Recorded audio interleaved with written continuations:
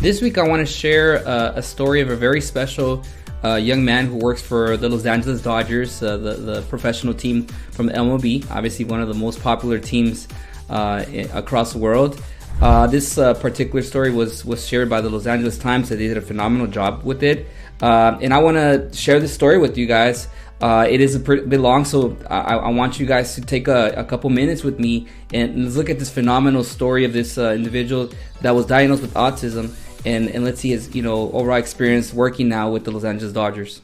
You ever bring up RJ's name, you can see right away smiles go on our faces. He's a joy. He's a joy to be around. We start each day when I walk in the clubhouse with a hug, and he bear hugs me and squeezes me as hard as he can. So he works hard. He's fun to be around, and we love RJ here. RJP was hired by the Dodgers as a clubhouse attendant 8 years ago at age 18. It was his first job, and he loves it. RJ was diagnosed with autism spectrum disorder at age 3, and the Dodgers clubhouse has become a place where he's accepted and can flourish. He's so excited to go to work every day. He comes home, I have him break down the whole game for me.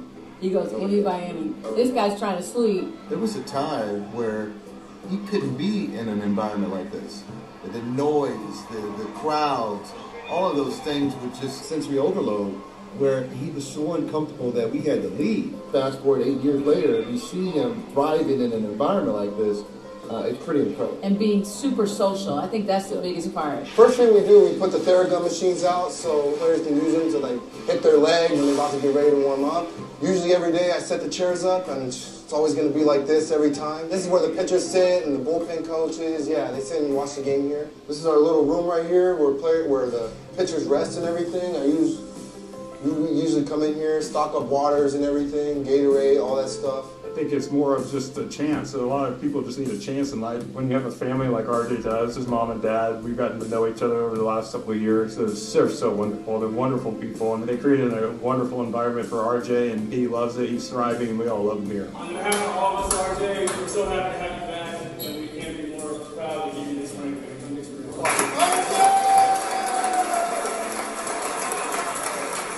My favorite part of the job is just joking around with all the guys and hanging out with the players and everything. It's just been my dream since I've been here. The guy had signed in 2022, and I was in spring training for 3 days.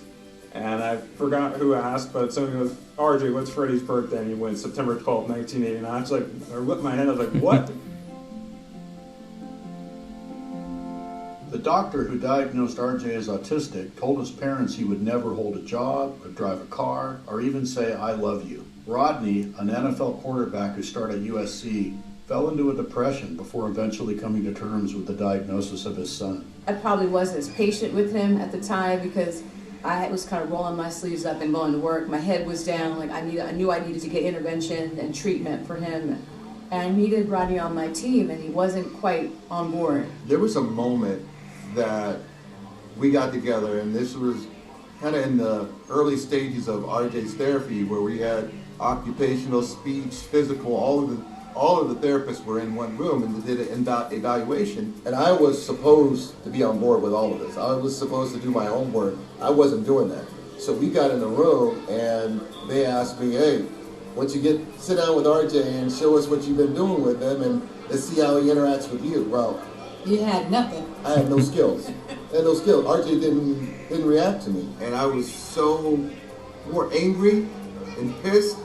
But it was also I'm doing this. I'm going about this the wrong way. But at the end of the day, Rodney turning around and jumping on board the team was so key. It was not to be cliche, but we needed our quarterback. And I will say it's so important for dads to be involved. And so often we as men don't want to share our feelings, don't want to open up, don't want to get down and dirty with the feelings. And that's what's necessary. And once I was able to do that and kind of put my ego aside, our relationship, RJ and my relationship, it exploded in the right direction. And so did our relationship.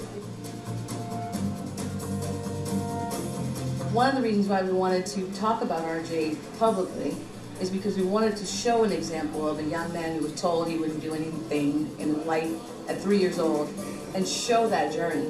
Because if you don't see it, you feel like it doesn't exist. RJ was on board with it, and once he was on board, then I was okay with it. If we shared our story, it would help others feel seen and heard, and it would help destigmatize autism.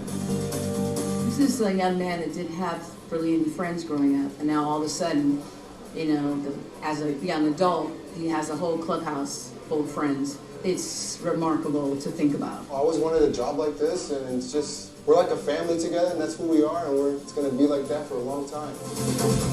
What a great story, you know, once again from this family here, you know, taking the opportunity to share their own personal experience when their, you know, son was obviously young, being told that he couldn't do a lot of things, and, you know, persevering through that, and even the dad being open to sharing his experience, which tends to be a very complicated, very sensitive, you know, process for all the parents.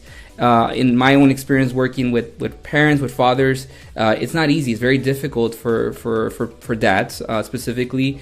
You know, I see a lot of dads that try not to, I guess, accept the process, so they're coping through it. So exactly what he describes is exactly what we see a lot of times working with families. So phenomenal story. Once again, sorry for making this super long video here. I just want to share with everybody so that you guys can also go ahead and share with other people, because this is exactly the kind of stories we want to see over and over again, where we can see that perseverance, that success, because there are no limits, no matter what people tell you. All right, take care now.